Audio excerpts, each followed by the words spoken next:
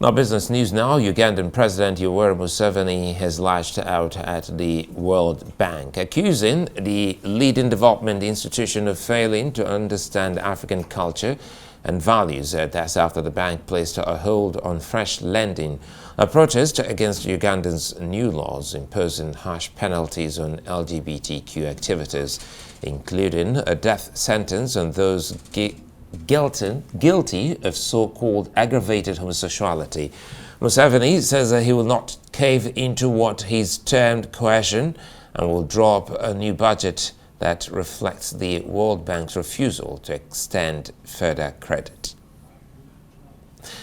For more on this and the rest of the day's business news, including the Disney Kingdom losing its magic, let's bring in Arise business correspondent Laurie Laird in London. Laurie, good to see you, and thanks as always. Now, some very harsh language from Museveni. Can the Ugandan government afford to spurn the World Bank?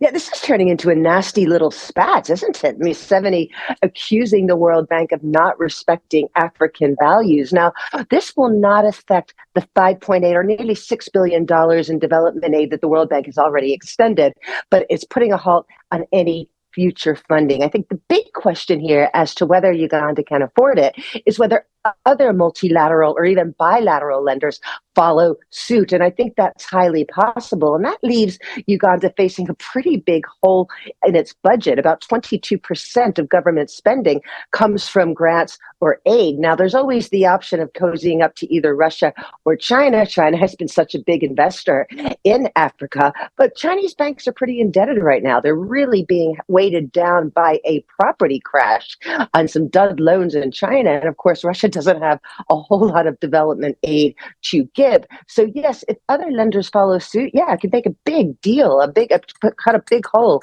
in Uganda's budget. Well, now on to Disney here. Some dreadful second quarter results. What's going on? I mean, these results are absolutely dreadful. You said it right. No more magic in the Magic Kingdom. Look, when you say this is good news, their streaming business lost $500 million in the second quarter alone. And this was the best part of the report because they lost $1 billion in the same period last year. That's the good news, losing $500 million. Revenues were down pretty much across the board. Mixed messages about what Disney will do with what they call linear TV. These are networks, the ABC network, the ESPN Sport Network. The really interesting thing here is that the only kind of bright spot in this dull report was increasing revenues from the theme parks, particularly the theme park in Hong Kong. Now, interestingly enough, the theme park in Florida, which is the biggest of the chain, had a real downturn in revenues. Analysts are saying this may have something to do with the fight that Disney is in with the governor and presidential aspirant Ron DeSantis.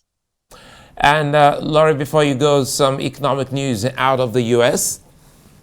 Absolutely. Inflation up a little bit to an annual rate of 3.2%. But even though that's up from 3.0%, this is still viewed by the markets as good news. And certainly it gives the Fed an excuse to pause their interest rate hikes if they choose to do that at the next meeting. And how will this affect the Federal Reserve's thinking of interest rates? Well, they could pause. And here's another interesting bit of information here. Jobless claims, initial unemployment claims, went up quite a bit in the latest week. This is a weekly number, and it does bounce around a little bit. But and analysts are split on exactly what this means. Some say it means that the Federal Reserve's rate hikes are having an effect, and they are starting to hit the jobs market, and unemployment could start to rise more dramatically in the next couple of months. Others are saying, look, these numbers are completely distorted by the bankruptcy of Yellow, which is one of the biggest trucking haulage firms in the U.S., and that's why these jobless claim numbers were higher. So we're going to have to wait until next week and see whether that series settles down a little bit. While we wait, I say thank you, Laurie Laird, for your time.